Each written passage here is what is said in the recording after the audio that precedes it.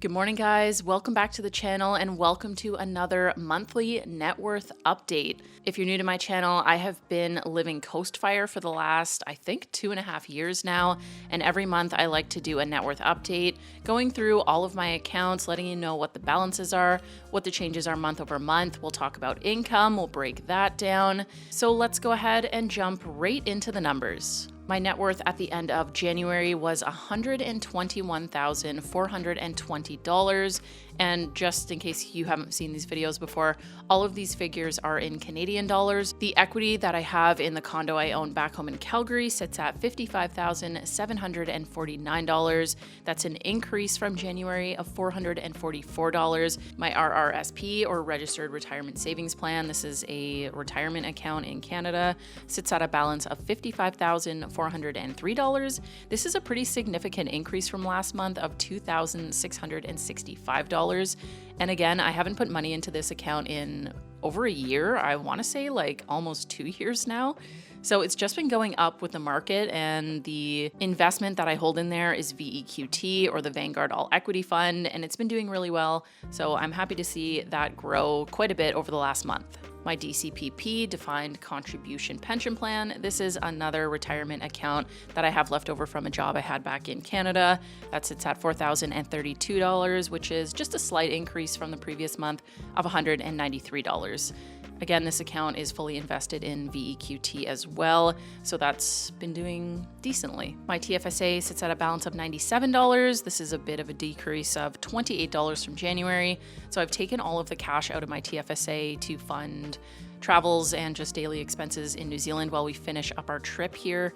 So this is kind of just a throwaway amount right now. It's invested in one single stock, which was a very expensive lesson for me to learn. I've probably lost about 4,200 Canadian dollars on that investment. So I'm basically just going to let it sit. Whatever happens, happens. I hope it recovers, but it probably won't. So lesson learned. The vehicle that I split with my partner in New Zealand for my half is valued at $1,500. So that is the same month over month.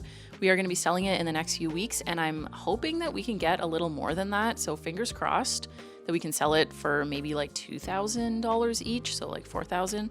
We'll see how that process goes. And last but not least, my cash account sits at $5,865.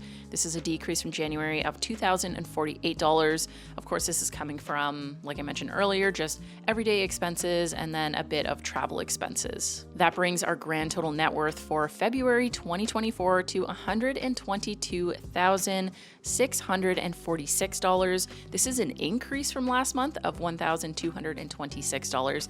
So thank you so much to the market gods for blessing me in February 2024. I haven't put any money into those accounts, but they have been doing so well that they are covering the majority of my expenses in the last month. So that has been amazing. And you can see from my cash account dip that I did obviously use a bunch of cash to pay for certain things. So it's nice to see the net worth grow, even if it's just a little bit. I am really looking forward to going back into the workplace, maybe even full time, but I'd like to pad this a little bit. I think I'd like to get it closer to the $200,000 mark for investments, just so I can have like a little more flexibility down the road in retirement.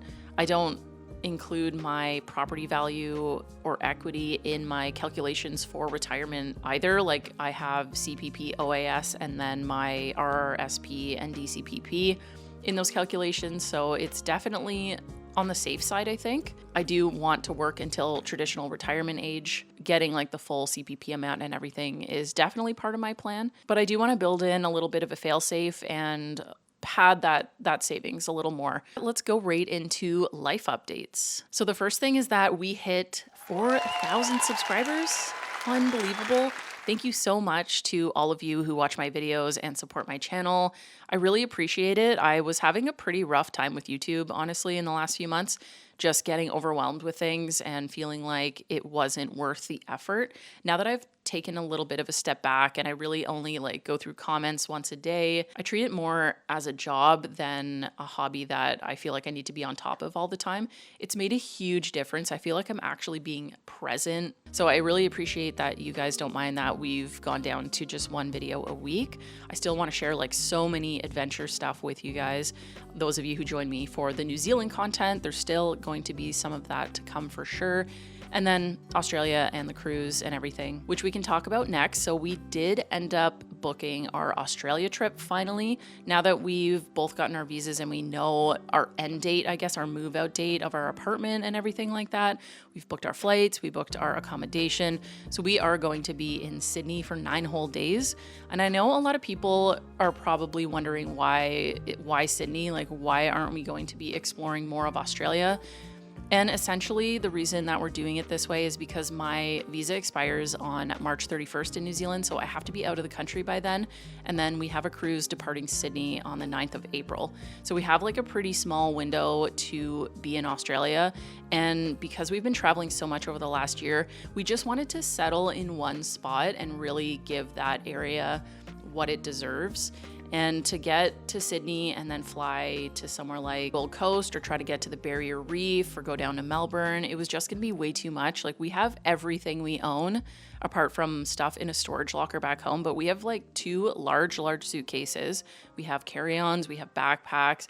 We have absolutely everything that we've been living off of in the last year with us. So we didn't want to have to navigate bringing all this luggage all over the place over a period of just 9 days. So we're just going to be in Sydney. We're staying in North Sydney, and I have a long list of things I want to check out. Australia has never really been on my travel list. I've always wanted to see the Great Barrier Reef, but apparently March is not really the best time to go. It's like the end of wet season. It's stinger season still. You have to wear like a stinger suit so you don't die from these like stinger animals that can kill you. That's a little intimidating. But Donovan and I both love big cities, and Sydney is a really big city, and there's a lot to do, a lot to see, a lot of craft breweries to check out. We're going to do some day trips from Sydney too. And I'm really excited. I think potentially in the future, I will be back to see the Barrier Reef in a better season. And I do think we'll be back to New Zealand, so we'll have to do a whole trip down the road to cover both. But we're both super excited to go to Australia and see how it compares to New Zealand. And then the cruise, we ended up getting an upgrade, which was amazing. So I am a first-time cruiser. I don't know anything about cruise lines. There are like a million things you need to know. It's just very confusing. I've had to read so many different blog posts and articles about like how to be a first-time cruiser, like what to remember, like what to do with tipping and gratuities, and it's a lot. There's a lot to know, and it's overwhelming, honestly, and it can get really expensive really, really quickly. So I ended up booking this cruise before the end of 2023 back in December, and the rooms were reasonable. Like, we paid, I want to say like $2,400 each for the 17-night cruise from Sydney to Hawaii, and then we're going to fly from Hawaii back to Canada. But in the last couple of weeks, those rooms have gone on extreme discount. Like, they're $1,500 each now. So we paid quite a bit more. I think in total it was 1,500 New Zealand dollars more than what it's advertised for now. And because I've already paid in full for the cruise, there's nothing they can really do. Like, they do have a price drop guarantee, but it's only good until you make your final payment, because you pay for a cruise in like stages. Honestly, it's a lot. If you guys are interested in knowing more about this, I will definitely do an entire video on it, because it's super confusing and there's so much to know. But, you know, my own fault for not researching this more and watching other people's YouTube videos on doing it the right way. But anyway, back to the main point. I ended up emailing the cruise line and saying, hey, you know, this is my first time cruising. I have no idea what I'm doing. I realize I've paid for this in full and you probably can't do anything. But if there's any kind of upgrade or like onboard thing that we can get in lieu of getting like a price drop refund, that would be amazing. And I kind of made my peace with it. I was like, probably not going to get anything, but you never know. And then after a few hours of correspondence with this person, she upgraded us to a room with a balcony. We had booked obviously the cheapest possible room, like an inside room with no windows or anything like that. So I'm super excited now. We are super excited to have been upgraded for free, or not for free. It was like 12 New Zealand dollars total to upgrade. I've also been looking at jobs and applying for a few back in Calgary. There's been a few that really caught my eye, and I'm not entirely sure what industry I'm going to go back into. I would love to return to the craft beer industry, but it is extremely competitive in Calgary. The job that I had applied for, I think a month ago, had like 600 applicants for a $20 an hour job. So that's concerning.